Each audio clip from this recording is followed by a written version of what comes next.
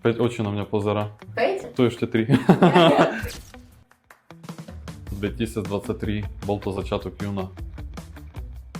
A študoval som elektroenergetiku na Polytechnickej univerzite v meste Charkov, je to na východe Ukrajiny. A ešte som študoval 2 roky inžinierský štúdium v Prešove na fakulte výrobných technológií. Nemáš každý deň ako bežný, vieš, že prídeš, odrobíš, odídeš, tak toto tu nie je. Prídem do práce a nestihnem ešte dostať z batohu telefón a už zvoní telefón. Hneď ako odpoviem na všetky telefonáty, tak dám si kavičku, lebo potrebujem naštartovať sa na ďalšiu prácu a už otváram Excel a už ide to. Idú ponuky, kontrolujem nejaké veci, čo sa stalo, alebo dostanem počas tých telefonátov nejaké nové úlohy.